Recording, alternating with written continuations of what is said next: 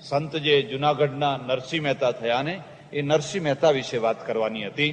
પણ નરસિંહ મહેતાની વાત કરું ને એના પહેલા થોડી ભૂમિકા સમજવી પડશે.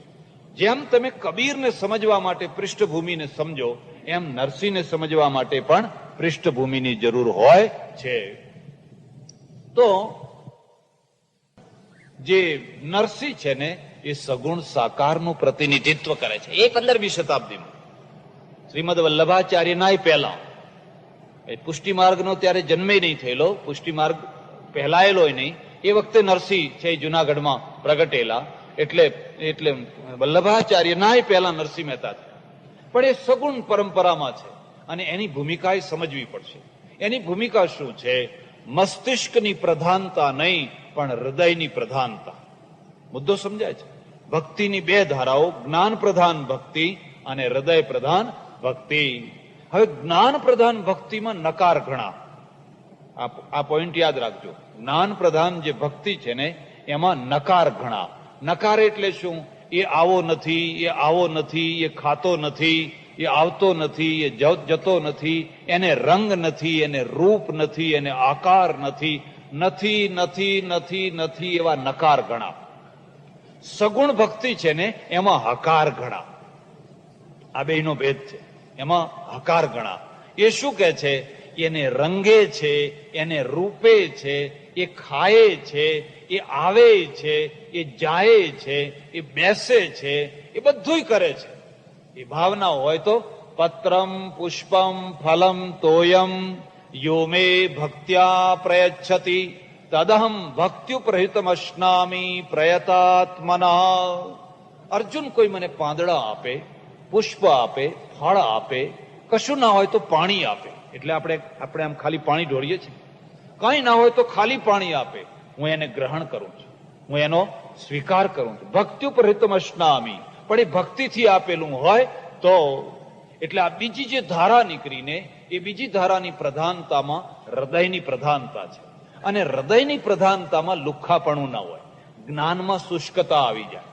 જ્ઞાનની આ એક બહુ મોટું ભયસ્થાન છે કે તમે બહુ જ્ઞાનની વાતો કરતા કરતા કરતા એકદમ લુખ્ખા થઈ જાઓ. તમારામાં લુખ્ખાપણું આવી જાય. બે મિત્રો મળે, હવે બે જ્ઞાનવાળા હોય અને બે જ્ઞાનની ભૂમિકા વાળા હોય, એટલે પછી શું થાય? પેલો કે કેમ જમવું પડશે? કે ના, અત્યારે કઈ જમવાની જરૂર દેખાતી, બસ અમે કોઈને આગ્રહ કરતા, આપણે વેવલાપણું નથી કરતા, ઈચ્છા થાય તો કહેજો. હવે બે ભૂખ્યા બેસી રહે, કારણ કે પેલો આગ્રહ કરતો નથી, પેલાથી બોલાતું નથી. હવે તમે એક ભક્તના ત્યાં જઈને જજો અને તમે એને કહો કે ના, મને ભૂખ નથી ને મારે જમવાની ઈચ્છા, જમ્યા વિના ચાલતું હશે? કે તમે ના જમો તો હું એ ના જમું. એ તમને ભૂતની માફક વર્ગે ને જમાડે ત્યારે છોડે. એમને એમ તમને છોડે? જમવું જ પડશે, થોડુંક તો લેવું જ પડશે, પ્રસાદ તો લેવો જ પડશે. આ ક્યાંથી આવે છે? પેલો કહે છે ભાઈ પણ મને અજીર્ણ થશે, બપોરે જ ચકતા ખાધા છે આ લગ્નના, એ જે થવું હોય છે, આ તો પ્રસાદ. અરે ચકતા હજમ થઈ જશે, તમે ખાવ તો ખરા, રામનું નામ લઈને ખાવ તો ખરા. આ કયું જોર છે? આ ભક્તિનું જોર છે, આ હૃદયનું જોર છે. એટલે આપણા ત્યાં આ બે ધારાઓ ચાલી. એમાં બીજી જે ધારા છે એ સગુણ સાકારની છે. એમાં ઈશ્વર છે એ સગુણ છે, સાકાર છે, મુરલી વાળો છે, વાંસળી વાળો છે. એ બધું આવે, ગાય, નાચે, કૂદે, બધું જેટલી વાતો હોય એ બધું એમાં થઈ શકે છે. એ પરંપરા જેને આપણે ભાગવત પરંપરા કહીએ. કઈ પરંપરા? ભાગવત પરંપરા. અને ભાગવત પરંપરાના જે વૈષ્ણવો થયા, એ વૈષ્ણવોની પરંપરામાં નરસિંહ મહેતા જુનાગઢમાં 15મી શતાબ્દી, એ પણ 15મી શતાબ્દી. વિધિના વિધાન તો તમે જુઓ. 5 જ વર્ષની ઉંમર થઈ, મા બાપ મરી ગયા. નરસિંહ મહેતાના માતા અને પિતા બંને મરી ગયા 5 જ વર્ષની ઉંમરમાં. એક સંતોના ચરિત્ર તમે જોજો. કોણ જાણે કેમ ભગવાન એમને નિભાડામાં તાવવા માટે આવું કરતો હશે. અને પછી મોટા ભાઈને આધીન થઈને ઉછરવાનું. દાદીમાં જીવે, મોટા ભાઈને આધીન થઈને ઉછરવાનું. અધૂરામાં પૂરું કે આ છોકરો હાવ ગૂંગો જન્મ્યો ને ત્યારથી બોલે જ નહીં. હું પેલું તોતડું બોલતો હોય ને, ગૂંગો, એવું બોલે. હવે જે માણસ ઘરમાં ઉપયોગી ના હોય એના પ્રત્યે કોઈને પ્રેમ થાય ખરો? અને આંગળીથી નખ વેગળા એટલા વેગળા. માનું હૃદય કરુણાથી ભર્યું હોય, પ્રેમથી ભર્યું હોય, પણ ભાભીનું હૃદય હોય, પેલા ભાઈ ને ભાઈની જે વહુ હોય ભાભી, એ ભાભીને કઈ દિયર ઉપર અને આવા ન ગમતા દિયર ઉપર કઈ વાલ છૂટતું હોય ખરું? એ બોલે નહીં, એ બોબડો બોલ્યા કરે, અને ભાભી જરા રૂવાબદાર. આમાં સામાજિક પ્રશ્નો સંકળાયેલા છે કૌટુંબિક જીવનની અંદર. એટલે ભાભીને આ નરસિંહ જરાય ના ગમે, એને એમ જ થયા કરે કે આને કાઢી મૂકો તો સારું. પેલો જે ભાઈ છે ને એનું નામ બંસીધર, પણ એનું મન પોતાના ભાઈ ઉપર ખરું, મારો ભાઈ નાનો છે, બિચારો બોબડો છે, હવે એને કાઢી મૂકું તો હું ક્યાં કાઢી મૂકું? પણ દાદીમાં બહુ ખબરદાર, અને દાદીમાએ પેલી વહુને કહેલું, ખબરદાર જો મારા નાના છોકરાને કઈ કહ્યું તો. પણ દાદીમાં કઈ અમર વારસો લઈને આવેલા? એક દિવસે દાદીમાએ ગુજરી ગયા. દાદીમાં તો ગુજરી ગયા, પણ આ નરસિંહ છે ને એને લઈને એકવાર મંદિરમાં ગયેલા. ત્યારે 9 વર્ષનો થયેલો, ને મંદિરમાં ગયા, કોઈ મહાત્મા આવેલા અને મહાત્માને કહ્યું, બાપજી હું પાકું પાન, હવે આજ જઉં કે કાલ જઉં, આ છોકરાનું શું થશે? હાવ ગુંગો છે, બોલતો જ નથી, બોબડા જેવું બોલ્યા કરે છે. મહારાજે માથા ઉપર હાથ મૂક્યો અને કહ્યું, બેટા બોલ, રાધે શ્યામ, રાધે શ્યામ, રાધે શ્યામ. અને પેલો બોલવા લાગ્યો, જાણે રાધે શ્યામ, રાધે શ્યામ, રાધે શ્યામ. અને ડોશીમાને થઈ ગયું, બસ મહાત્મા કોઈ છે. છોકરાને લઈને ઘેર આવ્યા. હવે તો એ બોલતો થઈ ગયો, બોલતો થઈ ગયો. દાદીમાં ગુજરી ગયો, દાદીમાં તો ગુજરી ગયા, પણ પેલી ભાભીને ને દિયરને બનતું આવે, બનતું ના આવે. ભાઈ વિચાર કરે કે હવે મારે કરવું શું? એને થયું કે આને પરણાવી દઉં. આને હવે બોલતો થયો તો જેમ તેમ કરીને પરણાવી દઉં. પહેલા બાળ લગ્નો થતા. 9 વર્ષના નરસિંહ અને 7 વર્ષની એમની પત્ની. પત્નીનું નામ માણેક, પત્નીનું નામ માણેક. કોઈની દીકરી પરણાવી દીધા. હવે આ છોકરો કશું કમાય નહીં, ભાઈ કમાય ને એની કમાણી ઉપર આ બધા જીવે. એટલે પેલી ભાભીને તો આ બે ઝેર જેવા લાગે, બે માથે પડ્યા છે, બે માથે પડ્યા છે. તારો ઘરવાળો તો કમાતો નથી, 2 પૈસાની અક્કલ નથી, ગાંડો છે, મૂર્ખો છે, જ્યારે જુઓ ત્યારે. અને માણેક બિચારી સહન કર્યા કરે. સમાજના કેટલાય દુઃખો હોય છે. 2 ભાઈઓ સાથે રહેતા હોય, 3-4 ભાઈઓ સાથે રહેતા હોય.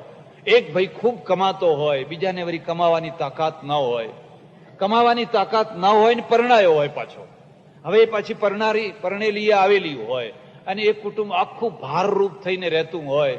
જવું તો ક્યાં જવું, રોજના મેણા, રોજના. અને પુરુષ છે ને, આજ સુધી કોઈ પુરુષ સ્ત્રીના આગળ જીતી શક્યો જ નથી. તમે કેટલું જીતો? તમે દુકાને જાઓ એટલે ખબર લઈ નાખે, ઘેર આવીને ડોળા કાઢો એટલે થોડી વાર ચૂપ રહે, પણ પછી પાછા આગા પાછા થાવ ત્યારે હતા એના. અને એ તમારા ડોળા કેટલા દિવસ ચાલે, પછી એ રોવા બેસે, કકરવા બેસે. ભલે ત્યારે હું જઉં, હવે મારે આમને રાખો તમે, ત્યારે હવે મારે આ ઘરમાં રહેવું. અને જેટલા ચરિત્રો કહેવાય એ બધા ચરિત્રો કરે. એટલે અંતે તમારે હારીને હાથ જોડવા પડે કે બાપા તું જેમ કેમ કરું, પણ હવે મારું લોહી પીવાનું બંધ. હાસ કે આપણે જુદા જ થવું છે, અમને કાઢો બહાર, અમને બહાર કાઢો. અને બહાર કાઢવા પડે. ભલભલા રાજાઓ થાકી ગયા, ભલભલા પુરુષો થાકી ગયા. તમે કેટલા દિવસ ટક્કર ઝીલી શકો, લાંબો ટાઈમ ટક્કર ઝીલી શકો? એટલે પેલા બંસીધરને આ રોજ ચડાવે. એકવાર બન્યું એવું, આ નરસિંહ છે ને એને ઘોડા સાચવવા આપેલા.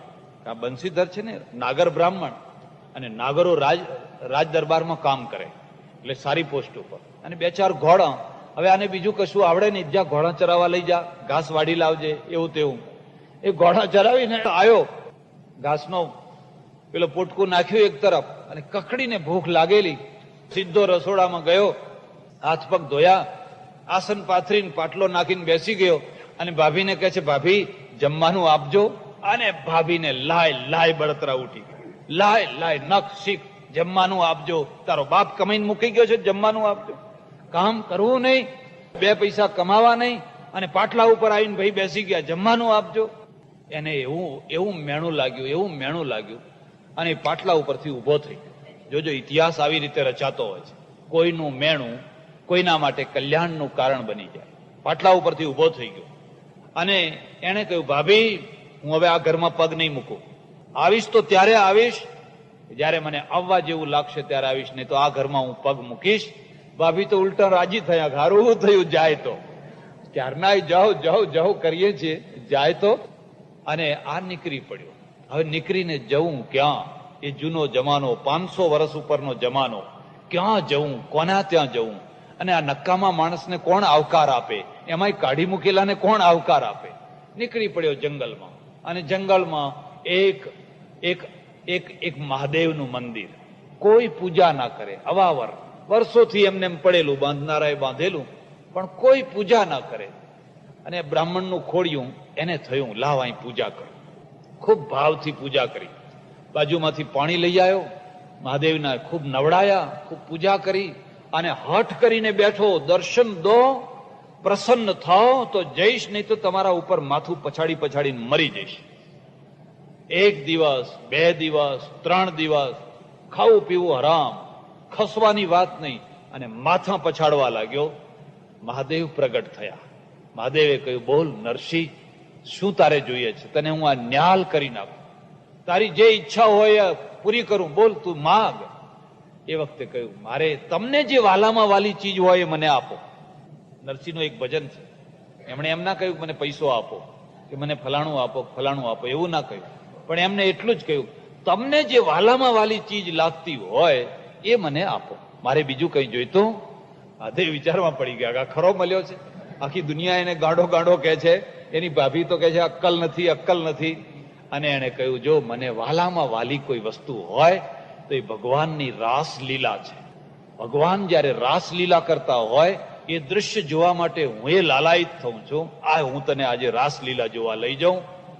અને નરસિંહને એમણે રાસલીલા બતાવી. એ રાસલીલા જોઈ, અને પહેલેથી તો એ ભક્ત હતો જ, અને રાસલીલા જોઈને મહાદેવમાંથી એની ભક્તિ છે ને કૃષ્ણમાં રૂપાંતરિત થઈ. પહેલા મહાદેવનો ભક્ત હતો, હાટકેશ્વર મહાદેવ, એમાંથી રૂપાંતરિત ભક્તિ થઈ ગઈ કૃષ્ણની. અને પછી તો પાગલ પાગલ થઈ ગયો, ગોપી ભાવ જેને કહે છે. વૈષ્ણવ પરંપરામાં એક ગોપી ભાવ છે, અને ગોપી ભાવનો અર્થ છે પોતાને ગોપી માનીને, ભગવાનને પતિ માનીને, ભગવાનને પતિ ભાવથી ભજવા. આખો દિવસ તમને આ ખવડાવું, તમને આ કરું, તમને આ હાર પહેરાવું, તમને પવન નાખું, તમને પોઢાડી દઉં, તમને આ કરી દઉં. આખો ગોપી ભાવ જ ગોપી ભાવ. અને ગોપી ભાવમાં જયારે આવ્યો જુનાગઢની અંદર પાછો, અને ભાભીના ત્યાં જઈ અને ઉભો રહ્યો, એમના દીદાર જોઈને ભાભી તો વધારે ચમક્યા, કપડાં બદલી નાખેલા. એ નાચે કૂદે ગાય, કૃષ્ણની લોરીઓ ગાય, કૃષ્ણ મય થઈ ગયેલો. અને ભાભીએ કહી દીધું એના ભાઈને, કાં તો આ ઘરમાં નહીં, કાં તો હું ઘરમાં નહીં. મીરાબાઈ એકલાને નહીં, એકની આ દશા થઈ. ભાઈ લાચાર થયો, અને છેવટે એ 15 વર્ષની ઉંમરમાં એ નરસિંહ અને માણેક એ બંને હાથે ને પગે એ નાગરના ઘરમાંથી નીકળ્યા, અને જઈ અને પછાત કોમના ઘરમાં જઈને રહ્યા, ઓસરીમાં જઈને રહ્યા. એ ઓસરીમાં કોઈ ઘર ના આપે. એમાંય બન્યું એવું કે નાવા માટે દામોકુંડ છે, એ દામાકુંડે નાવા માટે જાય તો હરિજન વણકરો બધા એ વણકરો ઉભેલા, અને એમણે કહ્યું, મહેતા તમે વૈષ્ણવ છો ને? હા ભાઈ હું વૈષ્ણવ છું. તો અમારે ત્યાં ભજન કરવા આવશો? અમારે ત્યાં ભગવાનનું ભજન કરવા આવશો? કે જરૂર આવીશ, જરૂર આવીશ. 500 વર્ષ ઉપર એ વણકરોના વાસમાં ગયા, અને આખી રાત બેસીને ભજન કર્યું. અને વણકરોના હાથનો પ્રસાદ એમણે આરોગ્યો. જોત જોતામાં આખા ગામમાં વાત ફેલાઈ ગઈ, નરસિંહો વટલાઈ ગયો, નરસિંહો વટલાઈ ગયો, નરસિંહો વટલાઈ ગયો.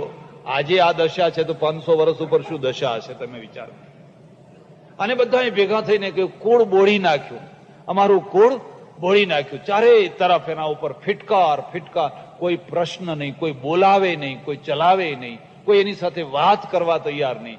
ઘરમાં ખાવાને દાણો નહીં, પહેરવાને કપડાં નહીં, કોઈ આવક નહીં. બસ એક જ આવક, એક જ વસ્તુ, એક હાથમાં તંબુરો અને બીજા હાથમાં મંજીરા. કૃષ્ણ સિવાય બીજો કોઈ આશરો. અને એવી સ્થિતિમાં એમને 2 સંતાન થયા. દીકરીનું નામ કુંવરબાઈ અને દીકરાનું નામ શામળ શાહ. આ 2 સંતાનો થયા. આ 2 સંતાનોના વિવાહ કેવી રીતે થયા, અને નરસિંહે 500 વર્ષ પહેલા વૈષ્ણવ પરંપરામાં શું પ્રદાન કર્યું, અને એમણે શું પરિવર્તન કર્યું, એની ચર્ચા કાલે. કૃષ્ણ કનૈયા. પ્રેમમાં બુદ્ધિની પ્રધાનતા નથી, પણ હૃદયની પ્રધાનતા છે. ભક્તિ માર્ગમાં જો હૃદયને સ્થાન ન આપવામાં આવ્યું હોય તો એ ભક્તિ માર્ગ તેજસ્વી થઈ શકે નહીં. એટલે 15મી શતાબ્દી આવતા આવતા ભાગવત ધર્મ છે ને એને પાંખો ફૂટવા લાગેલી, ભાગવત ધર્મની અંદર, અને એમાં સમર્પણ ભાવ. તો એનું ગુજરાતમાં રૂપ થયું નરસિંહ મહેતાના રૂપમાં. તમે જાણતા હશો કે નરસિંહ મહેતાએ સંસારી માણસ, કમાય નહીં, પૈસો કમાવાની આવડત નહીં, આવડત નહીં એટલે મન જ ના લાગે. પહેલા મંદિરોમાં જઈને નાચે, સાધુઓના ભેગા રહે, એટલે સમાજમાં કોઈ પ્રતિષ્ઠા. અને સમાજમાં કોની પ્રતિષ્ઠા હોય? જેની પાસે પૈસો હોય. કોઈ ભગતડાની પ્રતિષ્ઠા હોય? તમે જ થઈ જુઓ ને, કાલથી ખબર પડશે. બહુ ડેડખા નાખો ને, બહુ માળાઓ પહેરો ને, ખેતીવાડીમાં જવાનું બંધ કરો ને, કઈ જે કઈ ઘરમાં પડ્યું હોય આપવા માંડો લોકોને, પછી ઘરવાળી જ કેવું કેવું સંભળાવે જોઈ લેજો.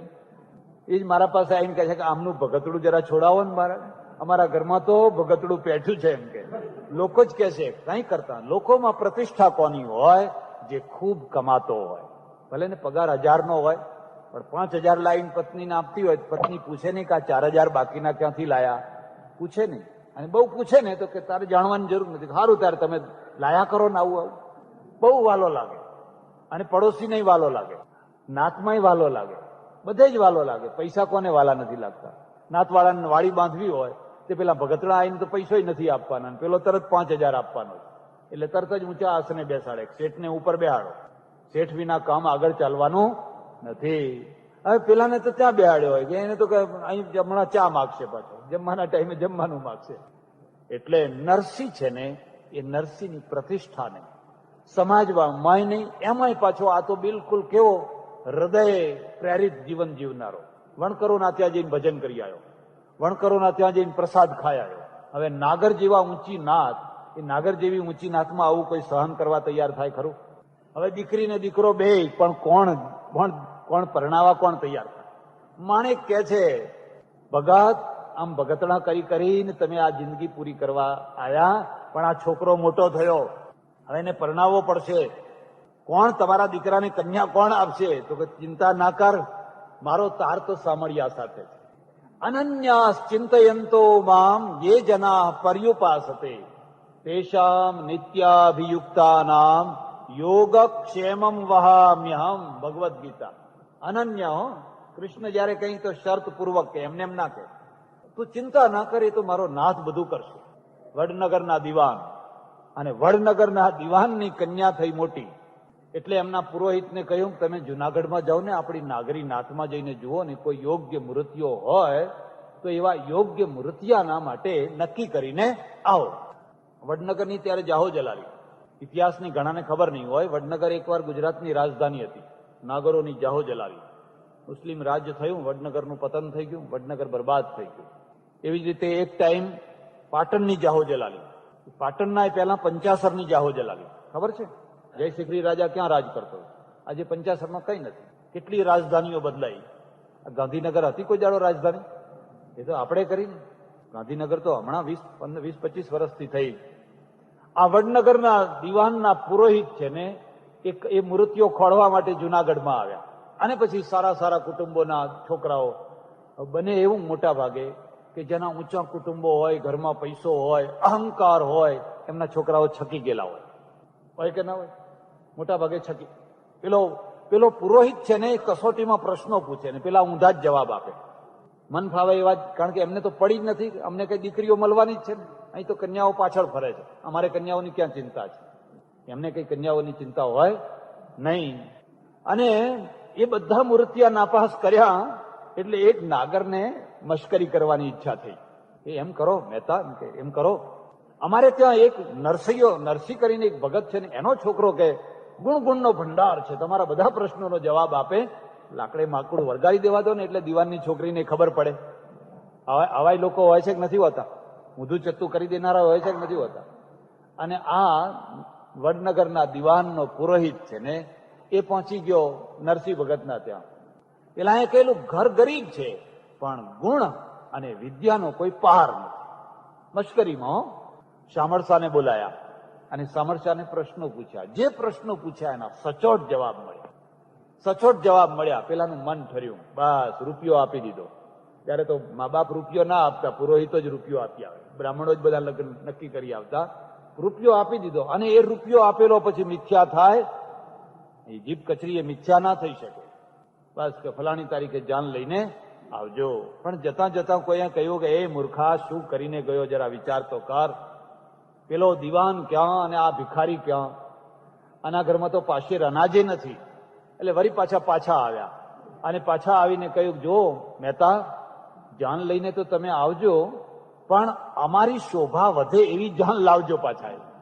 તમારી પ્રમાણે ના લાવતા, અમારી શોભા વધે.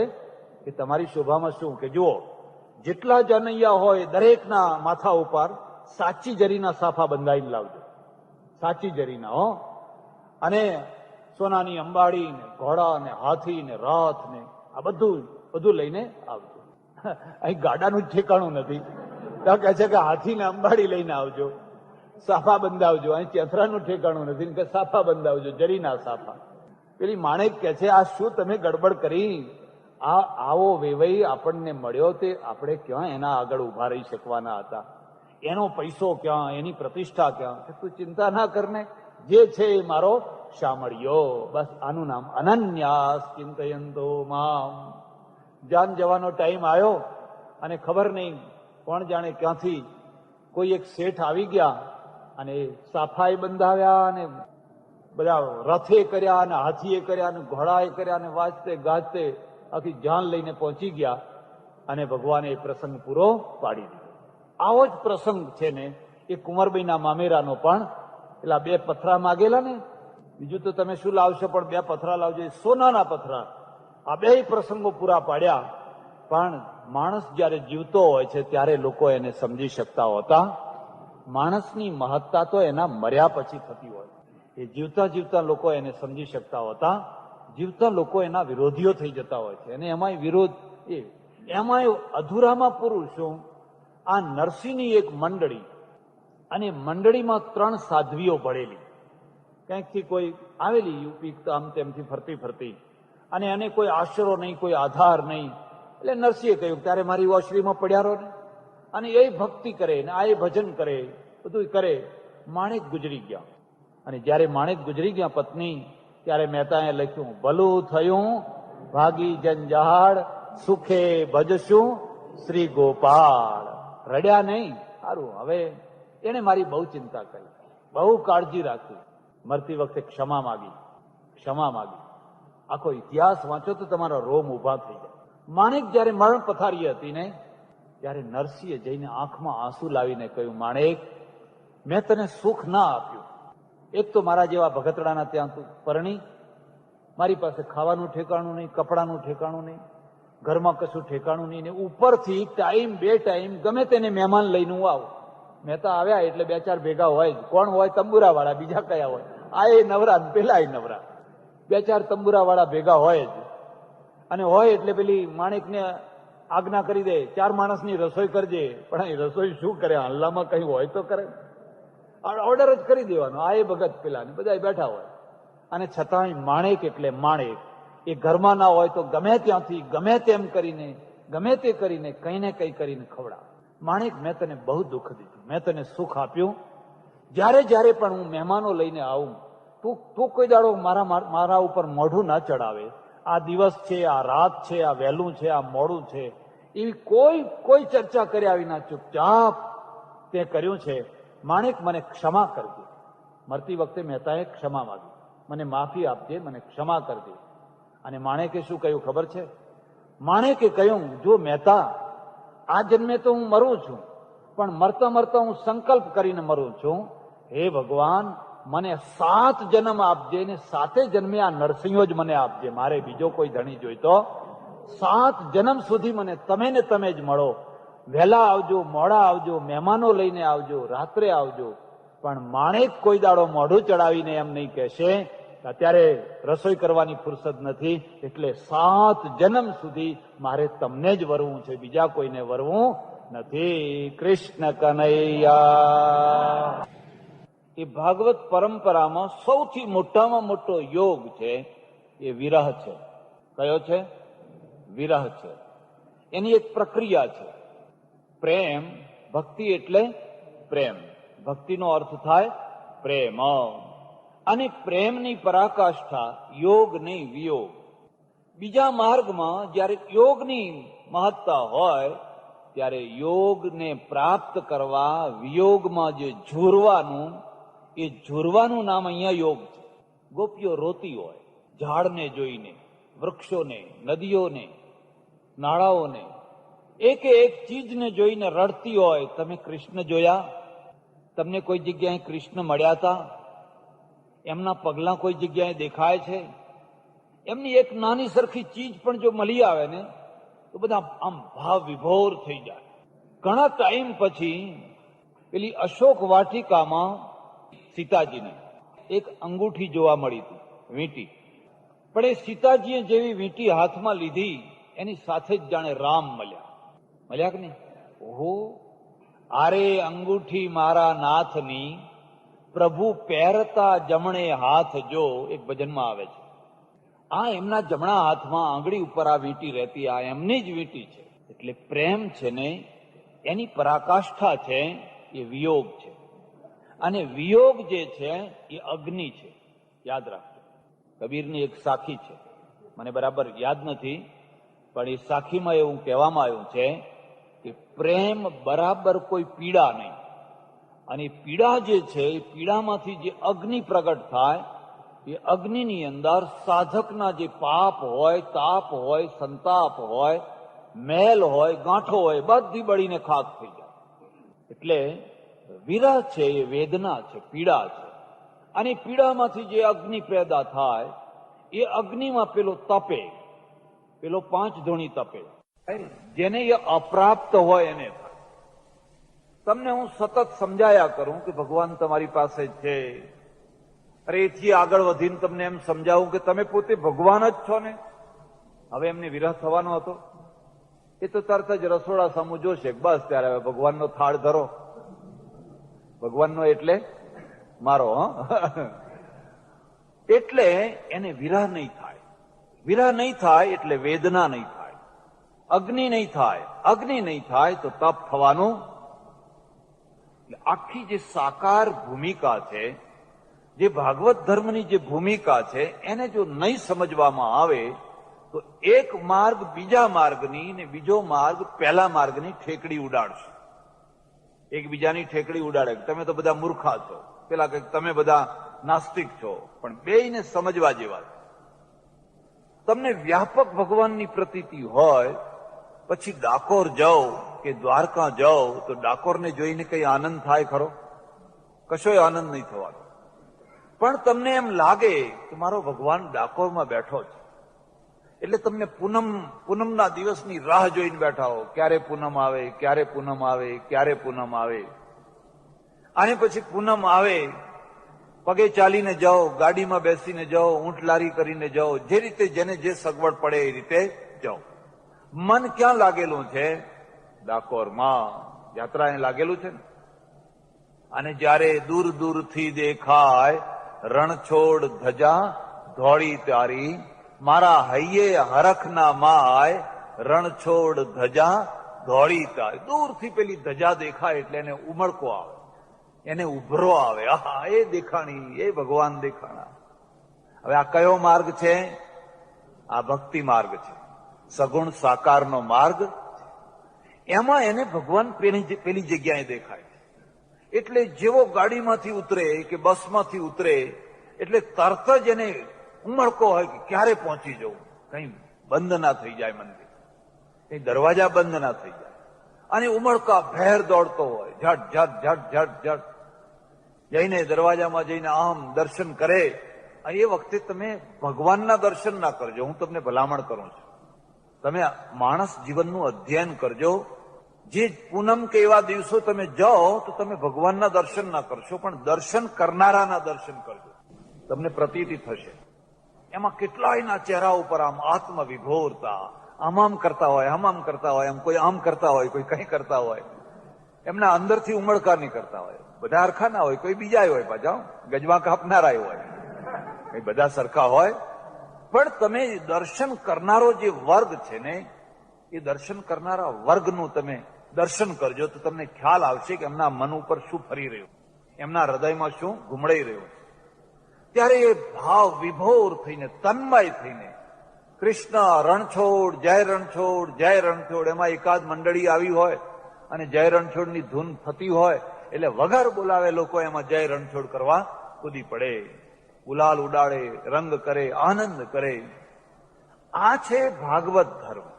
આ એક સાકાર માર્ગ છે, સગુણ માર્ગ છે. અને સગુણ માર્ગમાં પરમેશ્વરને શોધવાનો નથી, પરમેશ્વરને જાણવાનો નથી.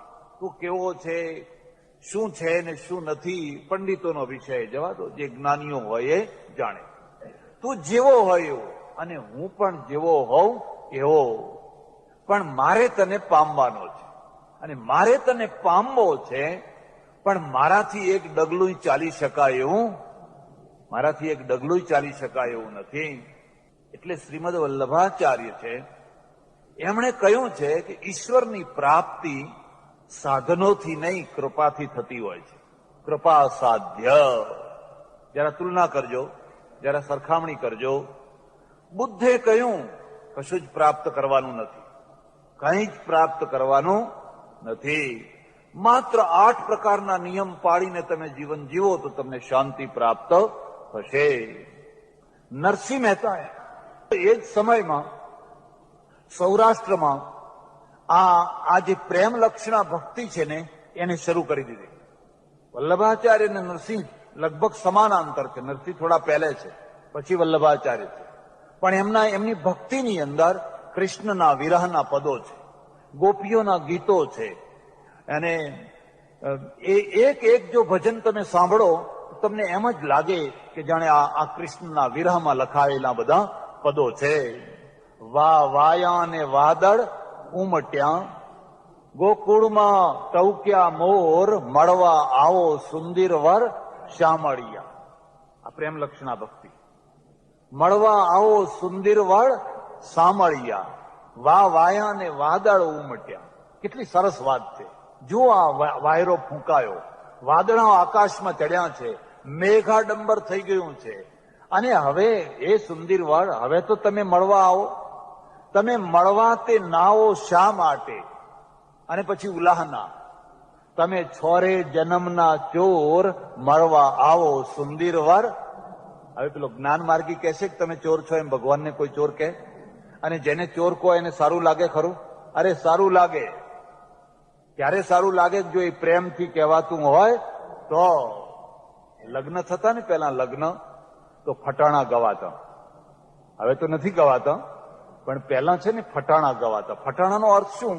કે આ પક્ષની જાનડીઓ પેલા પક્ષને ગાળો દે, અને પેલા પક્ષની જાનડીઓ છે એ આ પક્ષને ગાળો દે. અને એમાં કોને વધારે ગાળો દે? કે જેના ઉપર વધારે ભાવ હોય એ. એટલે પેલા જાનમાં જે આવ્યા હોય ને એ લોકો સાંભળે તન્મય થઈને, તમે આ અને તમે આવા અને તમે તેવા અને બધું જાત જાતનું બધું કે. પણ જેનો વારો ના આવ્યો હોય ને એને બિચારાને દુઃખ લાગે કે આ બધાને ગાયા ને હું તો રહી ગયો.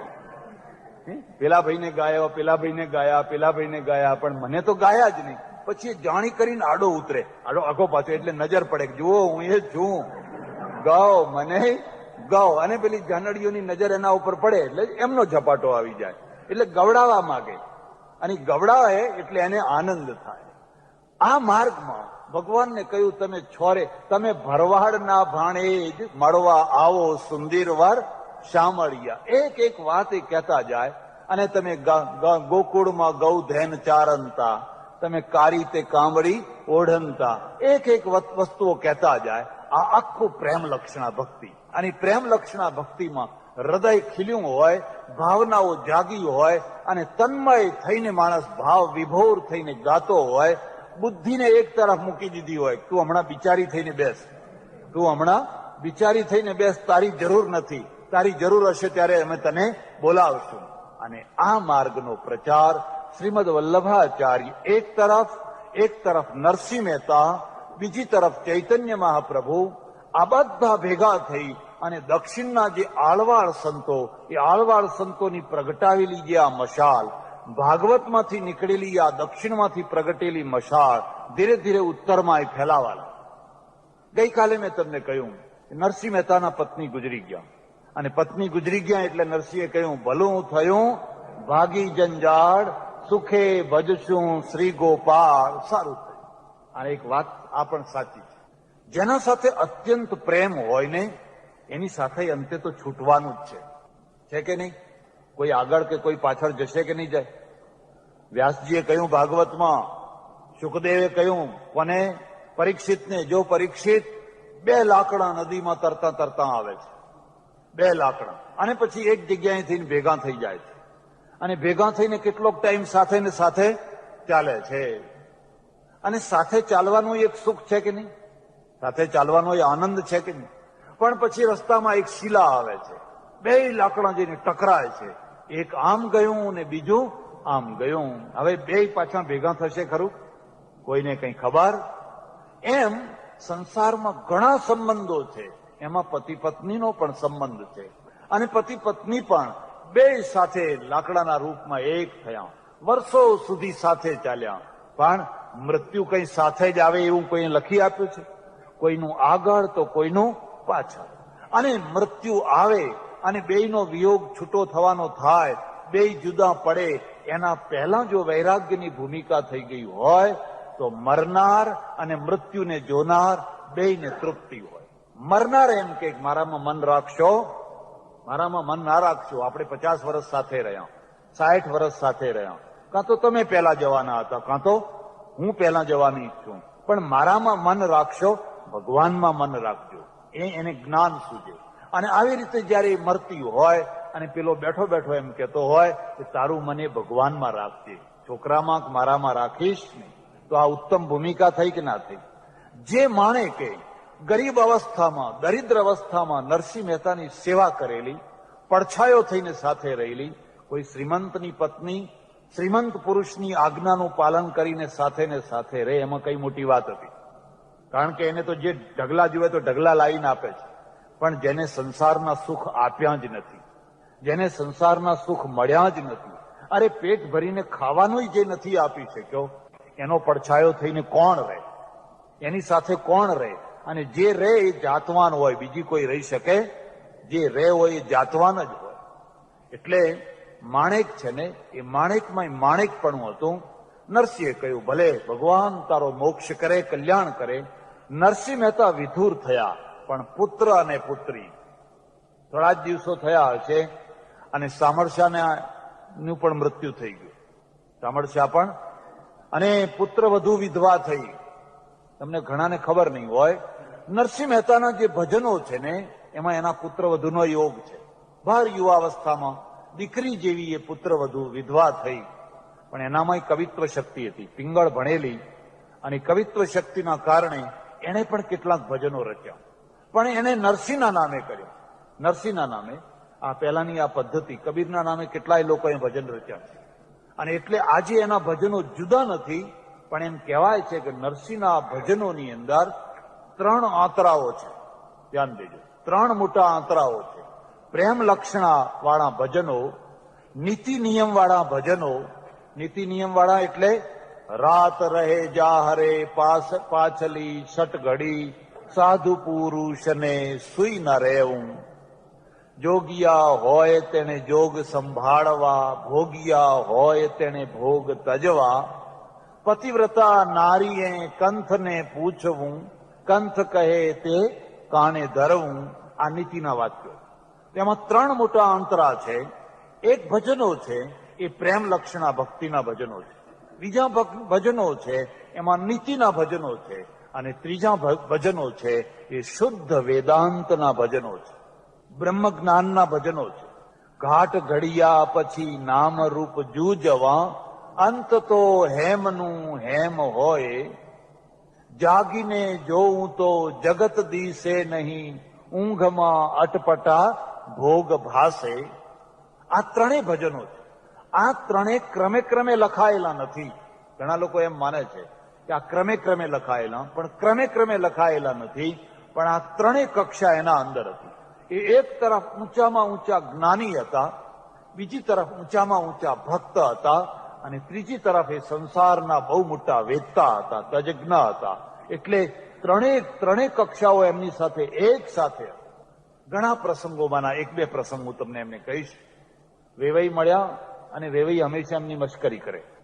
સુખી વેવાઈ, નાગર બ્રાહ્મણ, ઊંચું કુળ, અને આ ભગત. હવે ભગતમાં પાછા વેતા વિનાના ભગત. દુનિયામાં તો વેતા વિનાના જ લાગે ને. એટલે જયારે જુઓ ત્યારે નાક ચડાવે.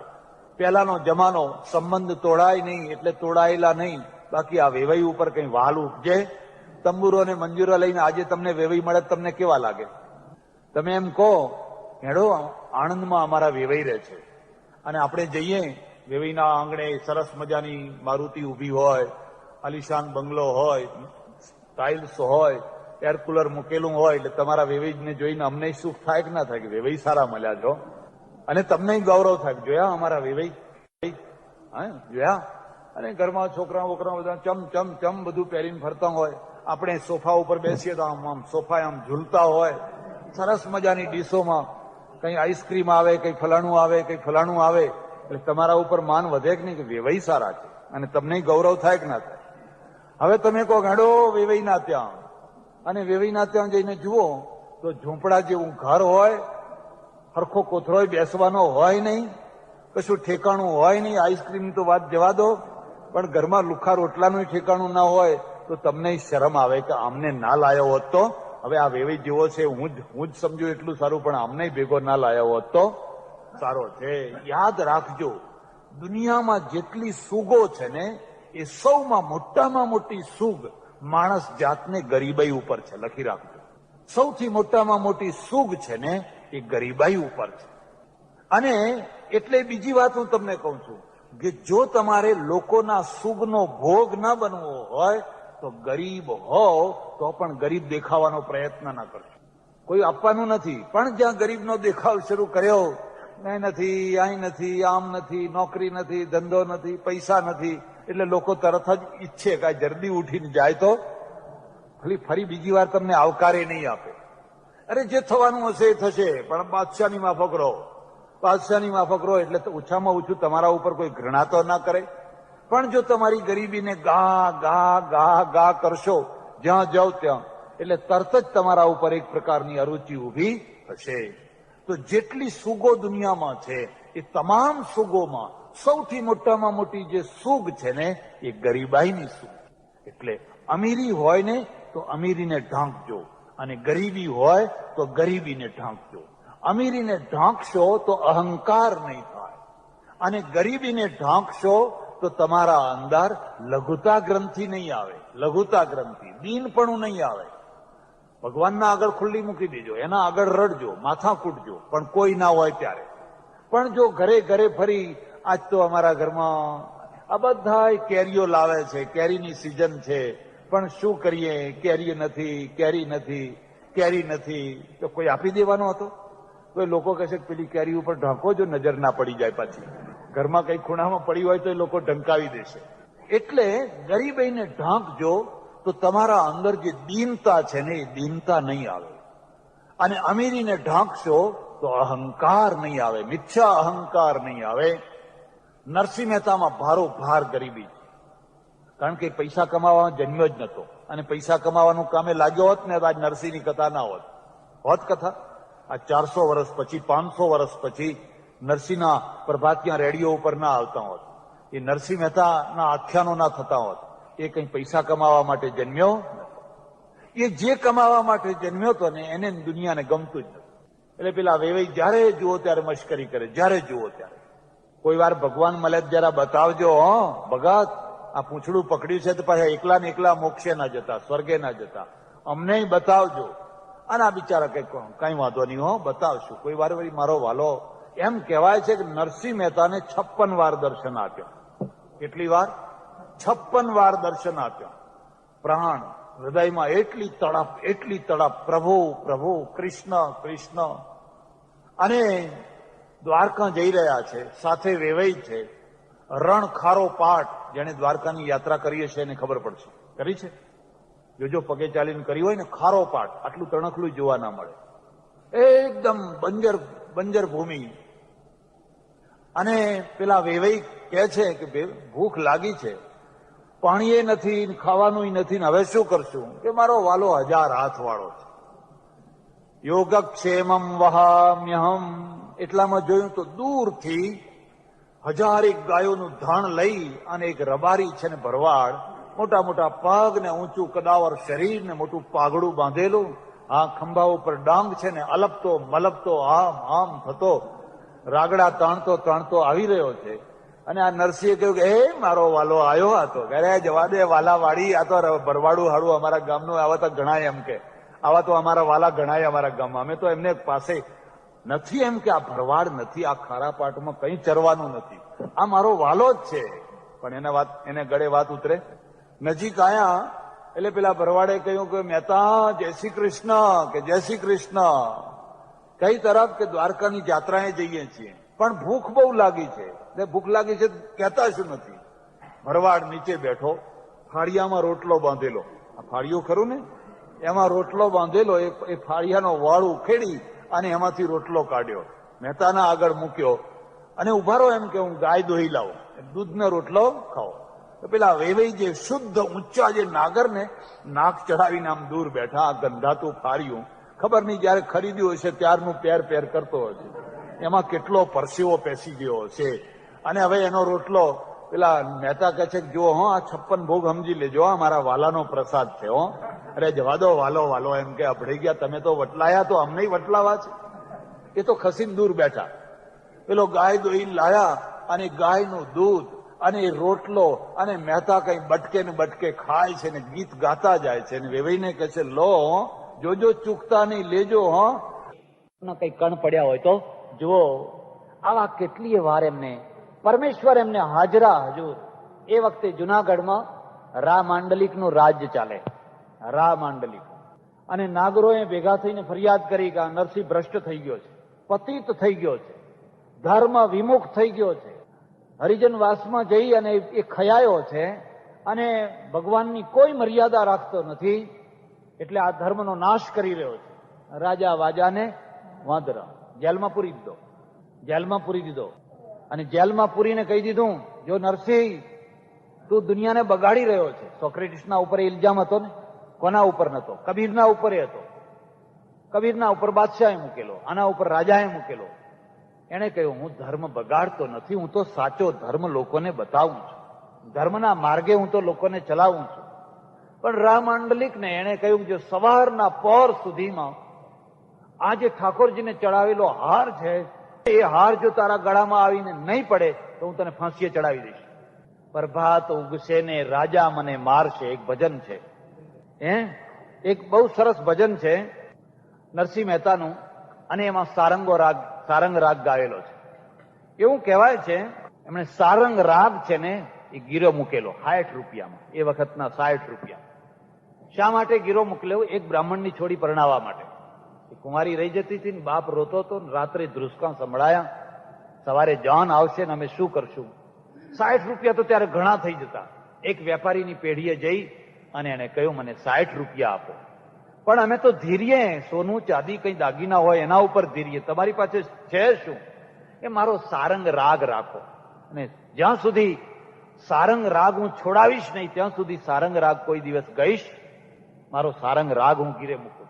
અને સારંગ રાગ ઉપર એ વેપારીએ એને 60 રૂપિયા આપેલા, એ 60 લાવીને પેલા બ્રાહ્મણને આપી દીધે. હવે અત્યારે સારંગ ગાય તો ભગવાન આવે, પણ સારંગ તો ગીરે મૂકેલો. હવે ગીરે મૂકેલો છોડાવવો કેવી રીતે? સારા 60 રૂપિયા લાવવા ક્યાં? ફરી પેલા સામળશાને ખબર પડી. પેલો ઊંડી સ્વીકારનારો ખરો ને, એને રાત્રે ને રાત્રે રાગ છોડાયો અને મહેતાને કહી દીધું કે રાગ તમારો છૂટો છે. મને એ ભજન નથી આવડતું, પણ રેડિયો ઉપર ઘણી વાર આવતું હોય છે. તમે ભજનને તન્મય થઈને સાંભળજો, એની એક એક કડીઓ સાંભળજો.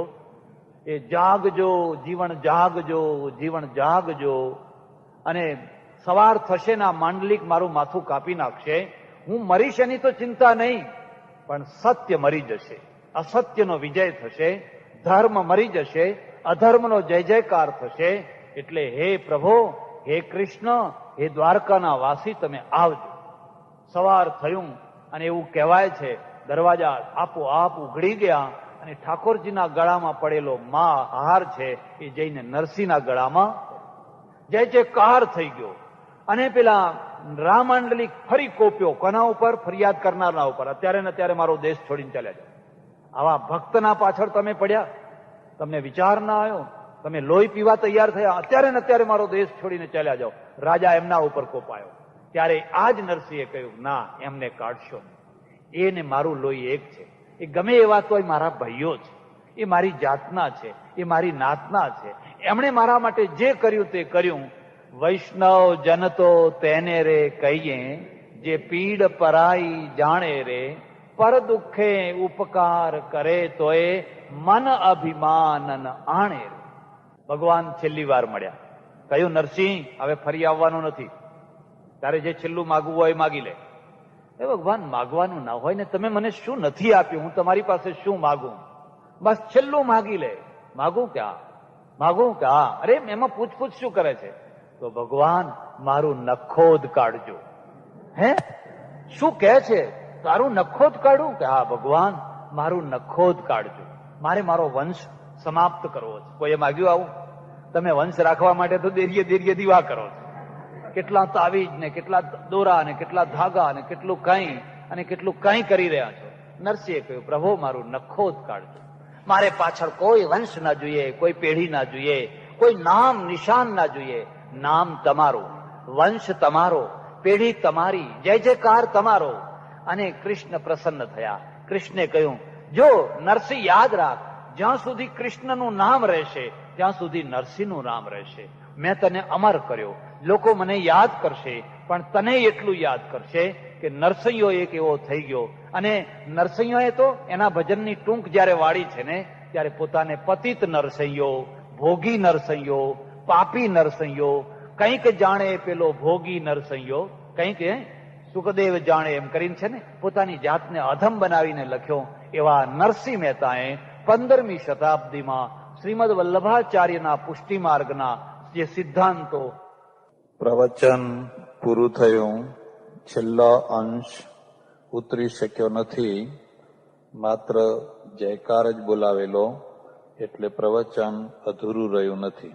આગળના દિવસનું પ્રવચન આવી રહ્યું છે.